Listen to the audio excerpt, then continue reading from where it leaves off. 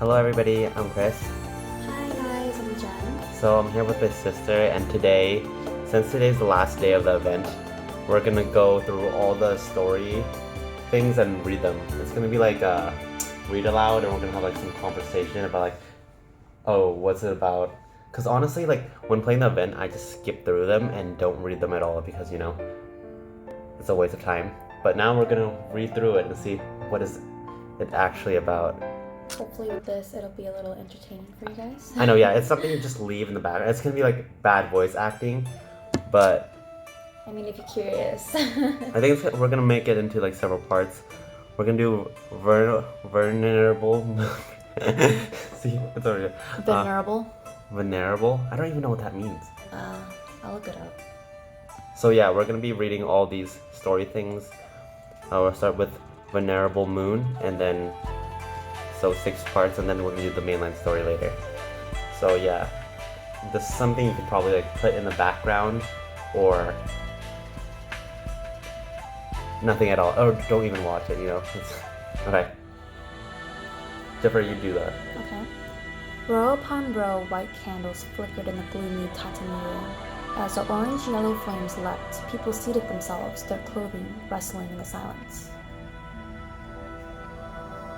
The shadows cast below them by the flames were distorted shapes, and for a moment it looked like a ghost opening its mouth wide to swallow their heads whole.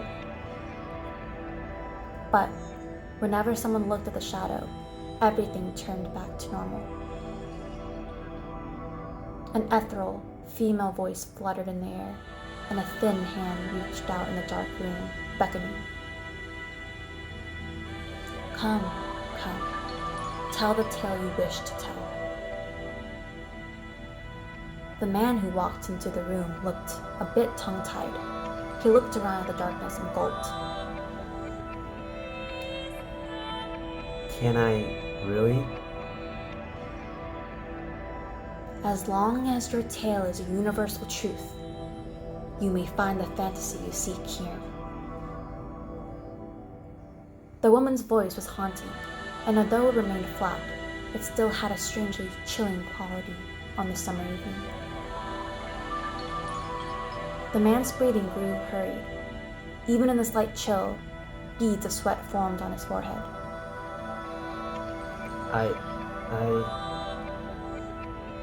Or perhaps we should let someone else go first.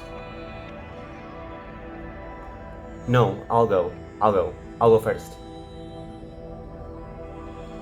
The woman in the room spoke no more, but the man could feel that she was laughing, a laugh tinged with anticipation. His Adam's apple slid up and down, and he wet his lips with the tip of his tongue. I once, on a red night, the night when the nobles forbid us to go outside, and the sky turns red, I once saw... Saw what? I saw the night parade of demons. Okay, so that was the first. Sorry, did you understand any of that? I mean, I have no idea what this game is. I'm just here to read. Well, no, I don't really know the lore of Food Fantasy anyways, but it's fun to read. Okay, let's continue. The name of the pass had been forgotten by everyone. On the street now dubbed Vernerable Moon, there was a residence of quite some size. Everyone knew this was the abode of the gang that ran the street. It was a place that ordinary people knew to keep their distance from, always filled with bickering and shouting. Mentaiko! That's my doubling, you bastard! I got it first, it's mine. Why, you stop right there! No way! You need to learn this is a dog-eat-dog world. The bickering pair ran around and around the spacious tatami room. In the center of the room, Tsukimi Dango sat writing something, seemingly deaf to the uproar. But the next second, Mentaiko broke out of his orbit around Tsukimi Dango and stepped on his back, leaping off of it in his attempt to escape the sea urchin's pursuit. Mentaiko's step resulted in a black splotch on the neat handwriting, and the roughhousing pair froze in their tracks. Here, the dumpling's all yours. It's my turn to patrol today. See ya! Sea Urchin squeezed himself past the sliding doors and out of the tatami room, disappearing in a flash. Mentaiko, now alone, and half a step away from Tsukimi, stiffly turned his head. Isn't it supposed to be herself? I don't know, dude. Tsukimi, now hear me out. Are you assuming her gender? Boss, how many times have I said a boss should act like a boss? Well, If you've got free time to horse around lately, then why don't you sit down and make copies of those manuscripts I gave you before, and learn the importance of cultivating your character? I don't wanna. Outside Venerable Moon residence. A boy who looked like a charming little girl clapped his hands together, fervently praying towards the residence. Mentaiko, I will surely never forget the sacrifice you made for your subordinate. Okay, daily home life. Next is consideration. Do you want me to do the narration sometimes now? Or okay. Up to you, dude. From this day forward, this is the turf of my venerable moon. Tsukimi, this is no small part due to your hard work. Mentaiko looked around at the street, which, although a bit run down, was not as disorderly as before, and he nodded his head in satisfaction. Boss, it was your power that helped our plan go so smoothly. Oh, you. Always so meek and mild. Forget it. Come on. Go tell everyone on the street that this is all under the protection of the main man, Mentaiko. Boss, just a moment. Huh? That's not quite right. Huh? What's not right? The street is mine, isn't it? So all the people on the street are like my little brothers. Should they be under my protection? What you say isn't wrong, but we can't just provide protection to the humans so simply. Why? Tsukimi, you're not telling me that you still hold a grudge or what humans did in the past. Being the bigger man means... It is not the past I'm concerned with, but the future. Seeing the confusion in Taiko's eyes, Tsukimi Dango gave him a light pat on the shoulder. Humans have never cherished what they already own. If we just hand everything over to them so easily, they'll forget that all of this wasn't theirs, right, all along. Tsukimi Dango noticed a clenched fist hanging at Taiko's side. And Taiko was no fool, and his straightforward manner was not to be confused with naivety. He nodded in agreement with Taiko's response. Naivete. Naivete. It doesn't have the accent. So what to do? Make them give a tribute like other nobles and the Yao Guai? Then what? The point of getting us on the street. Then what's the point of getting us The struggle on the was street? real. I know. Although we're obliged to make them pay tribute, we could choose a method that they can both bear and that will engender gratitude not easily forgotten. What does that mean? You know, to create gratitude. You're saying... Yes, a request that is within their means and not excessive. That is how we solidify the relationship between us. Tsukimi, I don't know what I'll do without you. I'll go put someone on it. Huh? Wait. Watching Mentaiko run off with someone, Tsukimi Dango withdrew his hand he'd extended to hold him back and let out a soft sigh. He closed his eyes, and the next time he opened them, his brow was furrowed, and the warm smile usually gracing his face was gone. Have I maybe overthought this for them? Oh, that was a struggle. Okay, continue. Liars eat 1,000 needles. Like, honestly, this is just like a straight run through. We haven't seen this at all. We're just going in blind, guys. Yeah. Don't dislike, please. It took no effort. In Venerable Moon's rear courtyard, two furtive figures squatted in a corner, discussing something carefully in whispers. Boss, is Miss Sea Urchin really a man or a woman? Do you Yao Guy have genders? I really wanted to know this. That's like, don't assume people's gender. What kind of question is that? What do you mean, do Yao Guy have genders? Do it look like a man or a woman to you? My bad. Don't hit me. But, boss, do you guys really have genders? Or not? Just to look at Sea Urchin, so beautiful. If he's a man, then I'm gonna end up liking men in the future. Why does he sound so scared? Sensing the look of disdain from Mentaiko, the subordinate shrunk back, muttering to himself in self-pity. I was just curious is all.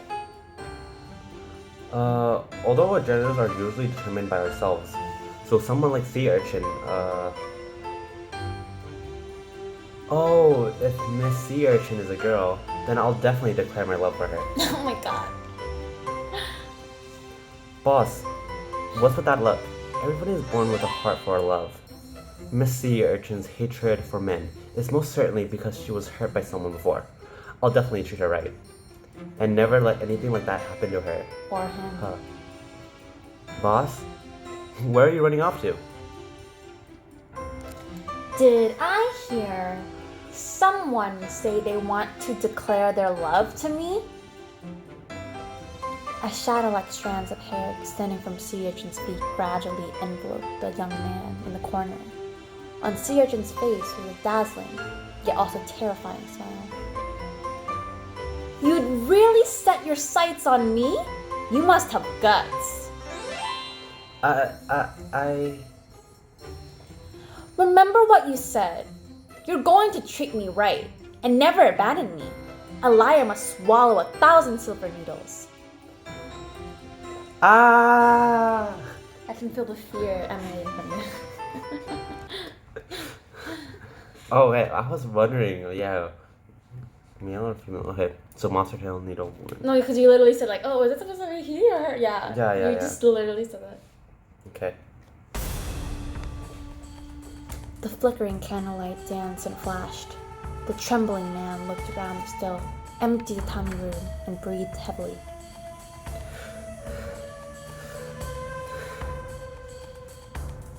A gentle laughter seemed to sound right next to him. Such a tender sound at this moment actually made the man even more tense, and his face went pale, because a hand that was smooth, yet cold like a snake, lightly touched his cheek. I have a story. As if inviting him to go on, the hand withdrew into the darkness and awaited his tale. The man made an effort to steady his breathing, but there was still a tremor in his voice. Legends say that there's a Yao Guy that punishes playboy men. We call her Needle Woman.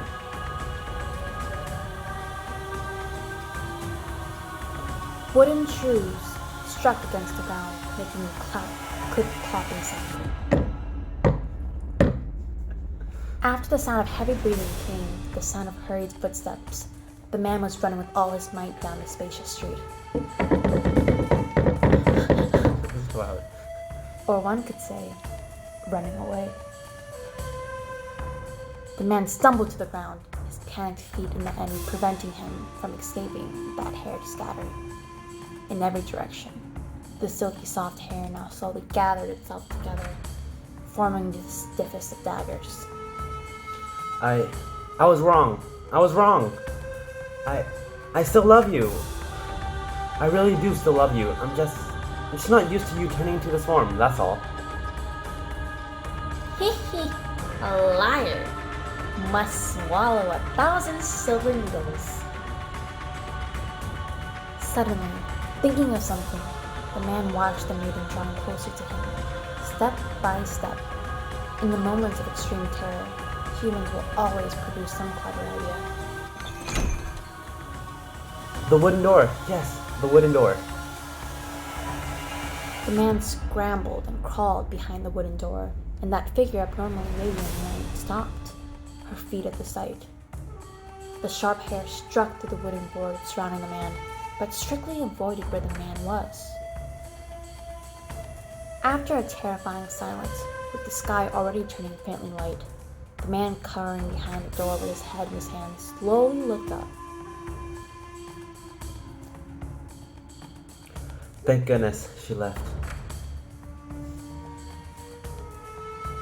This is the needle woman that I have met. I swear my life. This is absolutely true. Absolutely. Her hair, her face. She's a demon. I know she is. The words came rushing out in a torrent, like he was trying to force his audience into believing it. As the man seemingly relived the memory,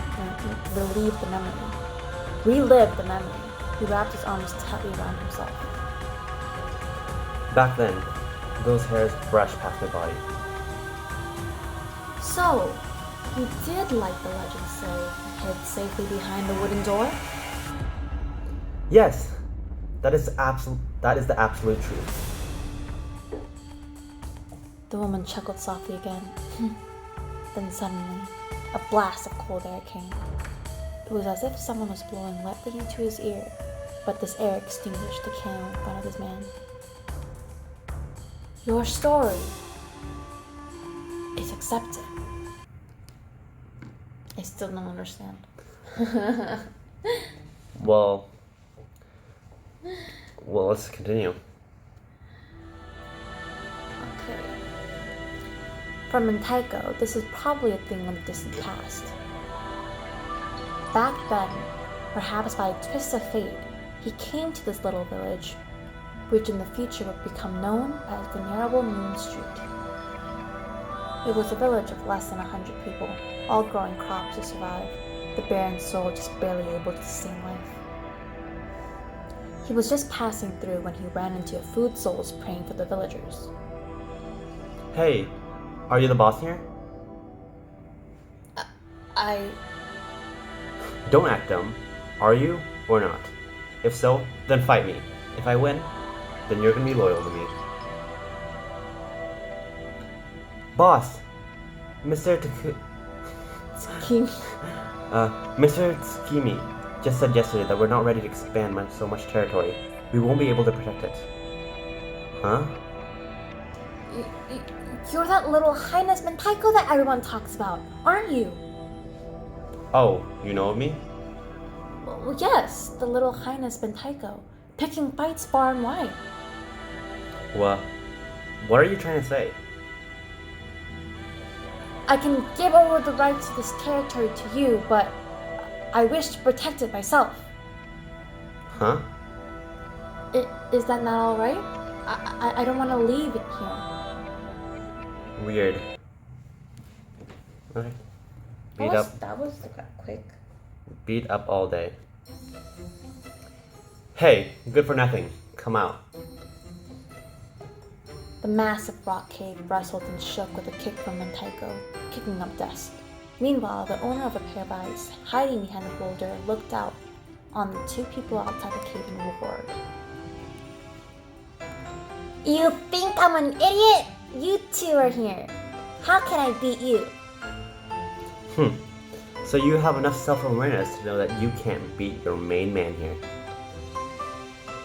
All I did was snack a watermelon from the field. Is that worth showing up at my home over? If you weren't around, is watermelon all you'd be sneaking? That's nonsense! Ukemochi's wandering eyes made Mentaiko stop the rock cave once again. Hey! What's wrong with you? Why'd you kick it again? Aren't we all the same?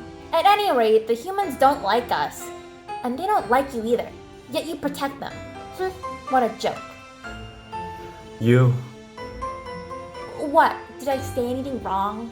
You guys just dress up like humans. If you showed your true power, they would drive you away, just like they did us. Oh, wait. They've already driven you away. After all, you're Yagui, aren't you? What? Did I hit a nerve? I don't care if they drive me away or not, because they're all gonna be my future subjects. So if you can't take me in a fight, then you better mind what I say. If you dare go around snatching things, then your main man here will make you choke on your own tentacles. Long tongue tentacle freak. Why, you? How could you say that to me? I'm a great beauty. You? A beauty? What beauty has ever had that many tentacles? You tentacled freak. I'll beat your kind all day. You can count on it. Achoo! You! You what? Your main man here is Mentaiko. This guy, this turf. If you mess with any of it, I will not let you get away with it. Okay, beat up all day. Now with prejudice. Scram! You, Yao guy, scram!